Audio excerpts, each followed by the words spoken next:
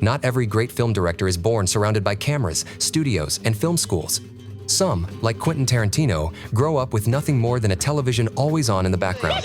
What I'm trying to say in this cartoon is that violence is everywhere in our society. You know, it's like even in breakfast cereals, man.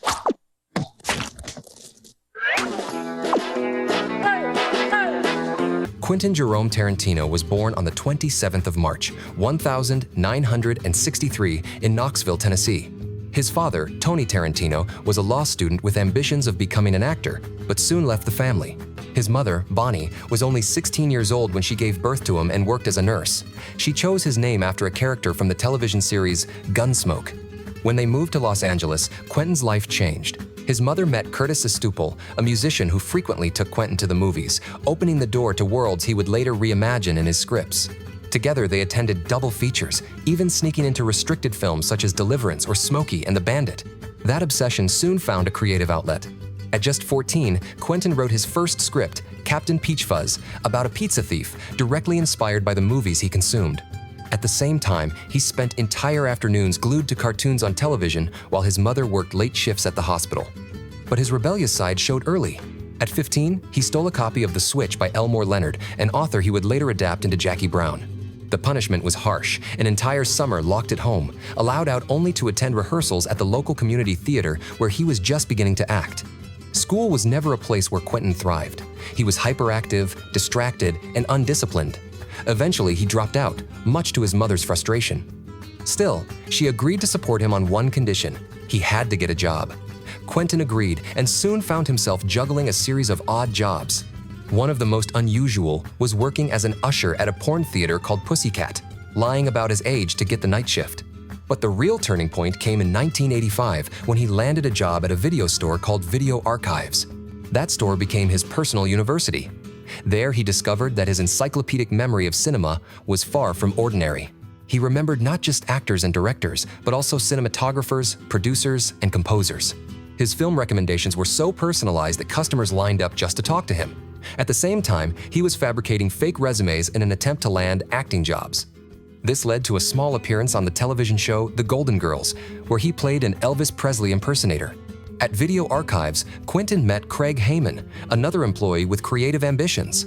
Heyman had written a 30-page short, and Quentin offered to help. The result was My Best Friend's Birthday, filmed with friends from the store and fellow theater actors. Quentin himself starred as an Elvis fan who hires a prostitute as a birthday present for his friend. The project was amateur, took 3 years to finish, and cost around $5,000. Fate, however, was cruel. The film was accidentally destroyed in a lab fire, leaving only 36 minutes of the original 70. Years later, those surviving minutes would be included as bonus material in the Pulp Fiction DVD. Rather than give up, Tarantino doubled down on writing. He created a massive 500-page script titled The Open Road, a wild mix of rockabilly, prostitutes, drugs, killers, and pop culture references. Realizing it was impossible to film in that state, he split it into 2 separate scripts. True Romance and Natural Born Killers. He sold them to different studios. For True Romance, he earned $50,000, with which he bought a red Chevrolet Malibu, later made famous in Pulp Fiction, and saved the rest to finance his next project. That project was Reservoir Dogs. Tarantino envisioned it as a low-budget film he could shoot with friends. Producer Lawrence Bender helped circulate the script, which landed in the hands of Harvey Keitel. The actor not only agreed to star, but also became a producer, securing funding and assisting with casting. Soon, Tim Roth, Steve Buscemi, Michael Madsen, Chris Penn, and Quentin himself were on board.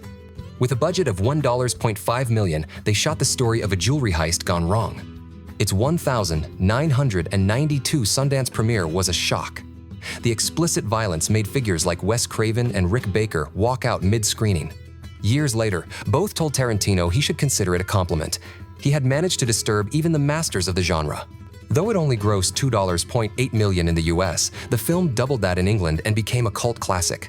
Most importantly, Quentin Tarantino's name was now on everyone's lips in Hollywood. Thanks to the success of Reservoir Dogs, his earlier scripts were produced. True Romance was directed by Tony Scott, while Natural Born Killers fell into the hands of Oliver Stone, who changed it so much that Quentin asked for his name to be removed from the credits. But the best was yet to come. In 1994, he released Pulp Fiction. The film was a box office phenomenon and a cultural event. It won the Palme d'Or at Cannes, revived John Travolta's career, and cemented Tarantino as the most promising director of his generation. His style, memorable dialogue, stylized violence, dark humor, and non-linear storytelling was now fully established. From there, his career skyrocketed. Jackie Brown, Kill Bill, Death Proof, Inglourious Basterds, Django Unchained, and The Hateful Eight confirmed his talent and made him one of the most influential directors of the past decades.